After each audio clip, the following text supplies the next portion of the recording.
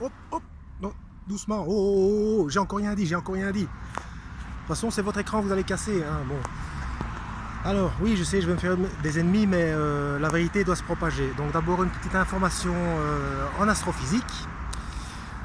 Ça a été divulgué à peu près simultanément avec le déclenchement de la pandémie, mais bon. Alors, les derniers calculs concernant la théorie des cordes a démontré que sans un système vibratoire bien précis, ça ne marche pas. Donc, à savoir, la théorie des cordes, c'est la dernière qui aurait pu permettre de découvrir que l'univers est arrivé par hasard. Eh bien, ça ne marche pas, excepté avec un système vibratoire bien précis. Oui, je sais, c'est du chinois, mais essayez de visualiser. En fait, ce que ça veut dire, c'est que peu importe le système du réel, univers, multivers ou dimensions multiples, à l'instar de la théorie du Big Bang, de la relativité générale, relativité restreinte, peu importe le système du réel, univers, multivers ou dimensions multiples, il est forcément déterministe. Mais s'il est déterministe, c'est qu'il choisit. Et s'il choisit, n'en déplaise aux athées, c'est qu'il est conscient. Voilà. J'espère que ceux qui ont un cerveau pour comprendre, comprennent. Alors, donc ça c'est une bonne nouvelle. Donc, que les athées et les religieux, peu importe, hein, bouddhistes, musulmans, chrétiens, juifs, aillent jeter un œil sur la Jean chapitre 1 verset 1. Donc à un moment donné, il faut que ça fasse tilt. Donc un système vibratoire bien précis, donc déterministe, qui choisit son mode de vibration. Qu'est-ce qui vibre et qui est précis en choisissant son mode de vibration? Ben, c'est le son, donc la parole, la voix. Donc allez jeter un œil sur ce chapitre-là. Alors pour parer au plus pressé aussi, les évangélistes et les protestants en règle générale, lisez, je vous en supplie, ne vous appuyez pas uniquement sur Timothée, lisez. Alors que faire de Matthieu 24, verset 3 à 13, d'Apocalypse 6, verset 9 à 11, et Apocalypse 20, verset 4 à 6. Je sais pas moi, il faut arrêter de rester aveugle. Alors, c'est John Nelson Darby au XVIIe siècle, dans le courant des évangélistes puritains, qui a popularisé cette histoire d'enlèvement.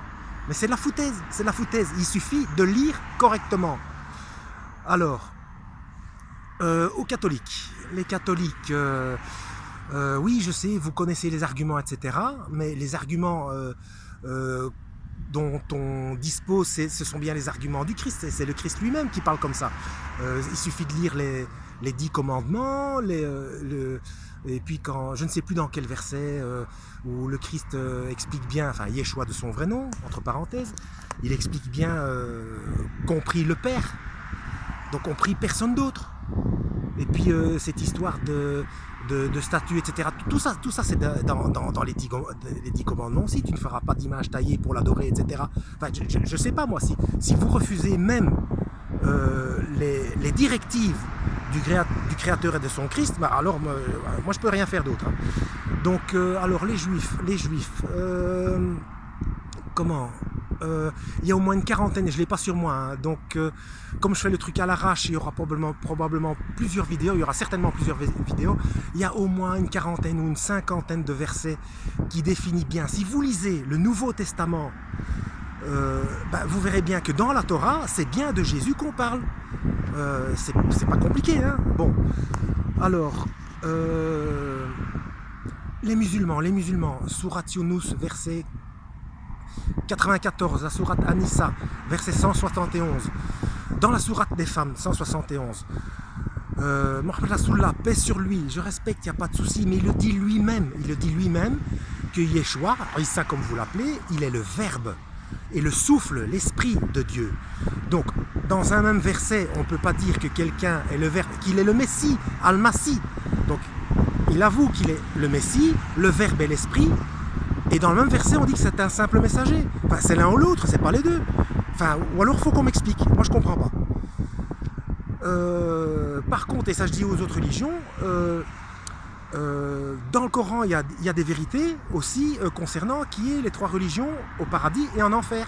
Parce que dans toutes, et ça c'est moi qui dis, mais je suis sûr qu'on peut trouver, parce qu'il y a des gens qui acceptent le fait que le créateur existe et qui font leur possible pour chercher à comprendre qui il est et ce qu'il y a à faire pour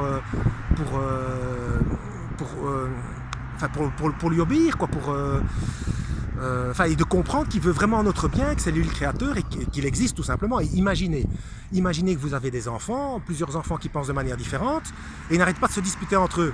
Ça fait pas plaisir, hein? Eh ben imaginez le créateur, voilà, c'est dans la même lignée.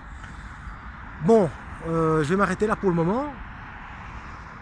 Et quand je pense à un truc, je reviens vers vous.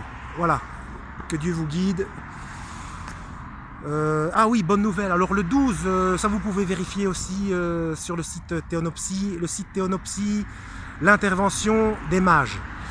La véritable date, parce que déjà cette histoire qu'on compte à partir du 1er janvier et que Noël est le 25 décembre, ça colle pas. Je vous expliquerai ça plus tard, vous pouvez vérifier sur Théonopsie. Le nouvel an, donc on peut fêter Noël, donc l'anniversaire de Yeshua, c'est le 12 avril. Voilà, donc ça c'est la vraie date. Donc on peut de nouveau faire la fête, on s'entend, hein, bon, faut pas déconner. Mais bon, voilà, on peut fêter Noël le 12 avril. En fait, le 12 avril, on sera en réalité le 1er janvier 2029. Voilà, bon amusement.